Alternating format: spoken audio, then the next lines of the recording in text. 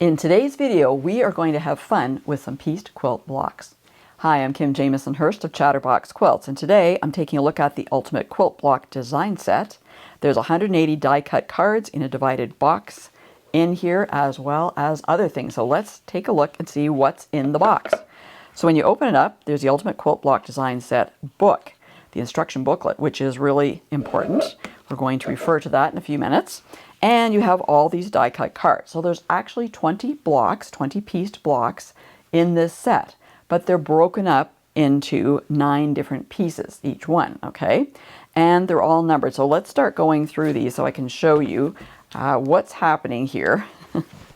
And we're going to refer to the instruction booklet. So basically, you've got a pieced block that is broken down into different sections, okay? So you have sides, which I just put on there, right? We have a center, we have another side, and then we have corners. We have 4 corners, right? And here's another side, what they call sides, and here we go here. Okay, so this is what this block looks like. It's block number 1. So you can see all the blocks are in order right now, in order in the box, okay? And they're all broken into these 9 parts, like I mentioned.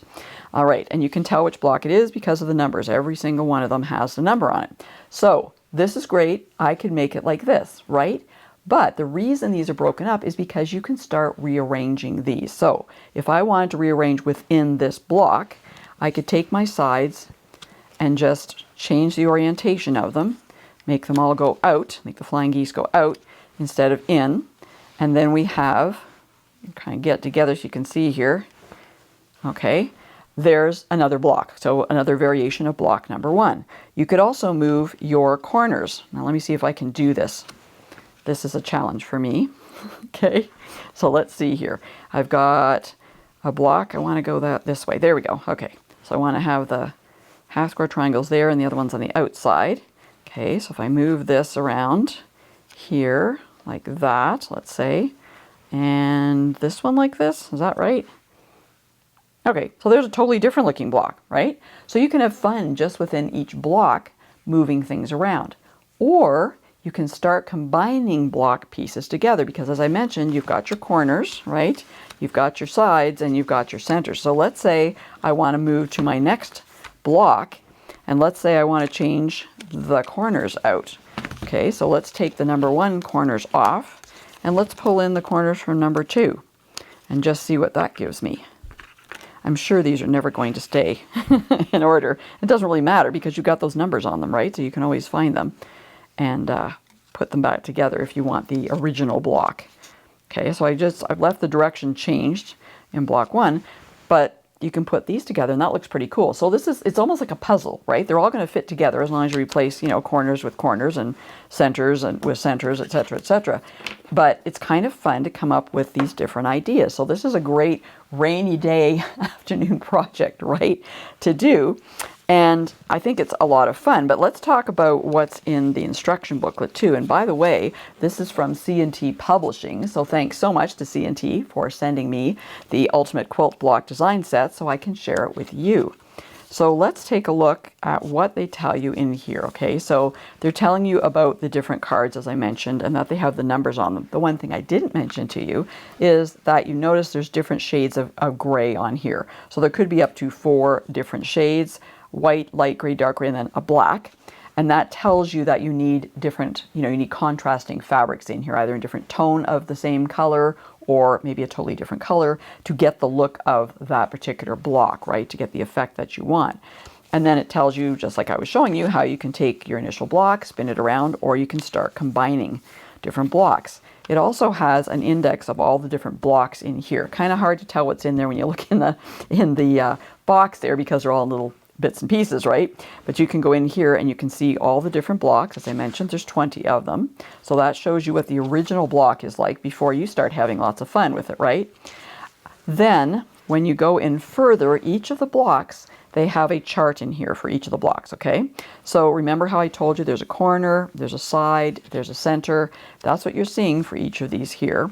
And it will tell you how many pieces you'll need for each block and how much you need to cut to get those, sorry, the other way around, how much you need to cut and then how many pieces you need. So for example, if you're doing a half square triangle, you would cut 10 squares, but you're going to cut it in half to get 20 of those. And then it also tells you for different size blocks. Okay, this is a 9-unit block, and so you could make it in 12 inches, 16 inches, 24 inches, or 32 inches. All right, over here you're going to see the different parts of the block all have different letters. So for in this particular one, there's E and G in here. So E, you can see E is the half square, the light color, G is the dark one. You can see they're all half square triangles going on in here. So it tells you all the things you need to make the block in these various sizes. All right. So same thing with all the different blocks. As you go through, you can see all of the different sizes that you can make and all the different blocks in their original state. Okay, of course, once you start mixing them up, you get something totally different, but you can still use those charts, right? You would just go to, you know, if I'm using block 2, I would go to block 2 chart, and because it has the corner, it tells me, let me go back and show you, it tells me what I need to cut there. So for block 2, I would be looking in this area, right? Because that's what I used for the corners, but the rest of it was from block 1, so the sides and the center, right? The sides and the center, sides, center, I'm going to refer to this chart. So breaking it down into these corners, sides, and centers makes it really easy to refer to the appropriate page in here for what block, what part came from, right? All right. So then in the back too, they also have all the different corners showing up here, okay? And they tell you what blocks they belong to originally. And they have all the sides, and they have all the centers, all right? So you can see all the different options that are there. So I think this is a lot of fun to play around with, see what you come up with. You will probably come up with blocks that you had not thought of. I mean, even something like that is really a lot of fun, right? I love this diamond shape happening here in the corners. So it's fun to make the original blocks. It's even more fun to play around and bring in different parts of them. So very clever that they created this. I think it's really a great inspiration point. And the other thing is, if you make some of these blocks, you may have, maybe you've got a couple different blocks that you've come up with. So you get a block, you know, your block 1 variation, your block 2 variation. You could put them next to each other and see what they look like and see if you get some different designs, you know, another type of block that comes together when you do that. You could even just use your corner sides and, you know, put different ones together and see if you're going to have secondary block design show up. So lots of options with this. A great inspiration, creative kickoff to have fun with, right?